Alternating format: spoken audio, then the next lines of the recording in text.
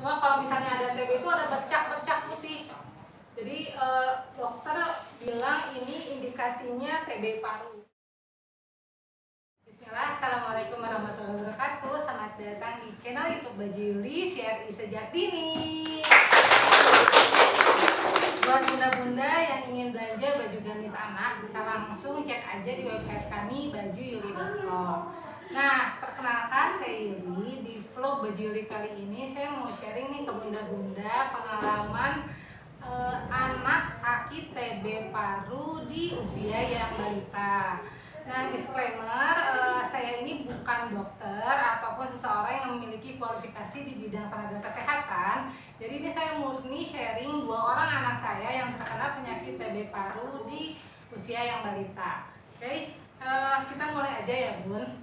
Jadi kenapa saya mau sharing soal TB paru ini?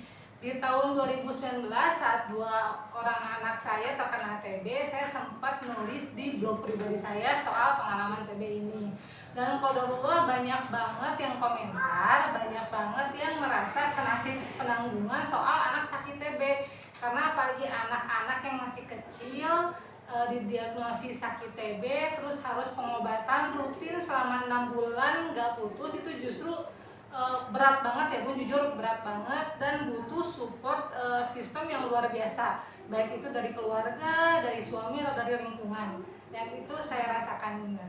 Nah, kenapa sih anak saya bisa terkena sakit TB? Jadi mulanya itu anak saya yang kedua usianya saat itu masih 10 bulan. Dia waktu itu sakit asma dan harus diopname di rumah sakit.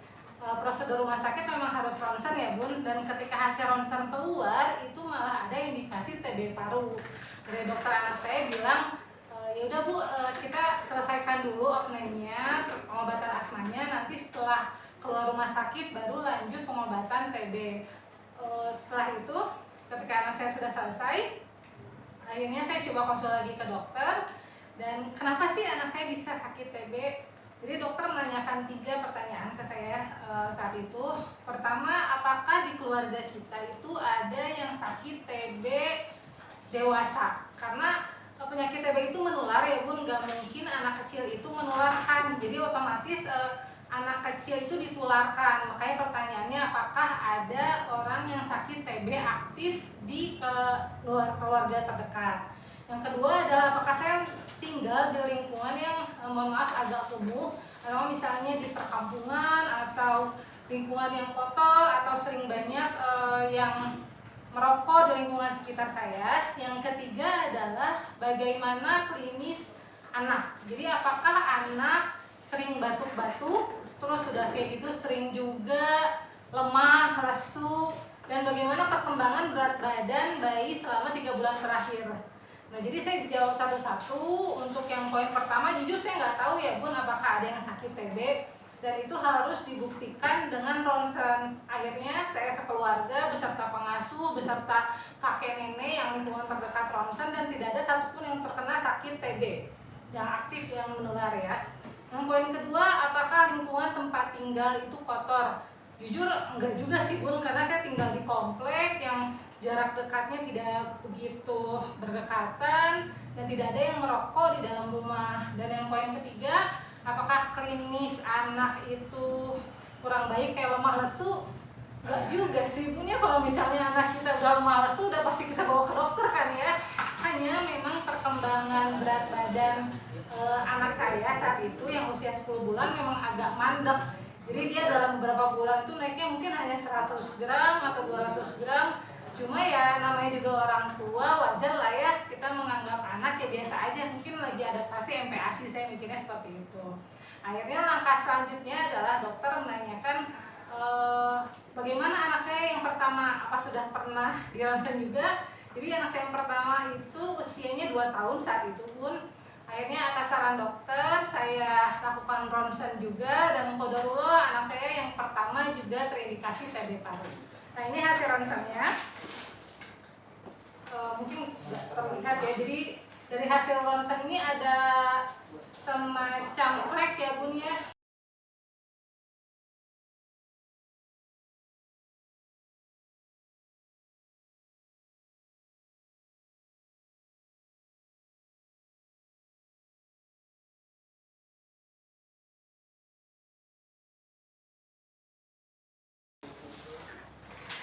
hasil ronsen abangnya ini juga sama ya Bun, ada bercak-bercak. Justru kalau di hasil ronsen abangnya itu lebih banyak ronsennya, dan dokter sudah bilang ini kemungkinan TB paru. Ya, jadi dari hasil ronsen pertama biasanya yang diagnosis apakah anak sakit TB paru atau tidak. Ini kalau dari hasil ronsen anak saya dua-duanya dari dokter radiologi confirm kalau misalnya anak saya TB paru. Nah, tahap selanjutnya adalah pemeriksaan tes mantuk ya Bun. Jadi dari dokter anak saya bilang untuk diagnosis seseorang itu terkena TB paru bukan hanya dari hasil ronsen aja. Jadi banyak banget tahapan yang harus dilalui sampai akhirnya dari dokter bilang tegak, oh oke, ini anaknya sakit TB paru. Atas saran dokter juga akhirnya anak saya disuruh tes mantuk. Tes mantuk itu apa?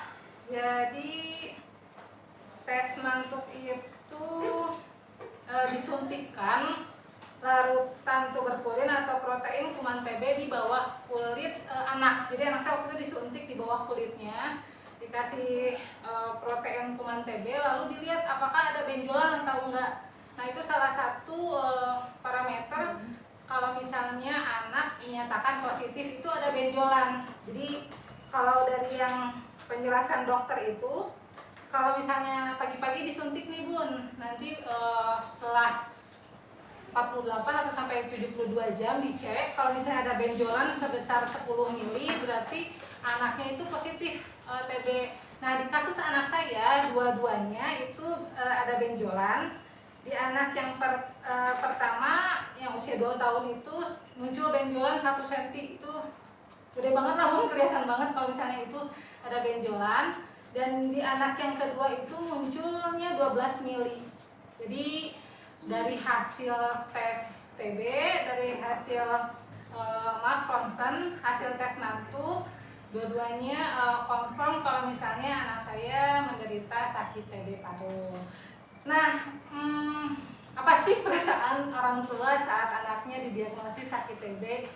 Jujur sedih banget ya Bun, gak nyangka aja gitu kenapa anak saya yang masih usia 2 tahun, masih kecil kayak gitu kena sakit TB, dan dari mana nulurnya saya justru nggak tahu gitu. Sampai saat ini pun saya nggak tahu anak saya tertular sakit TB dari siapa.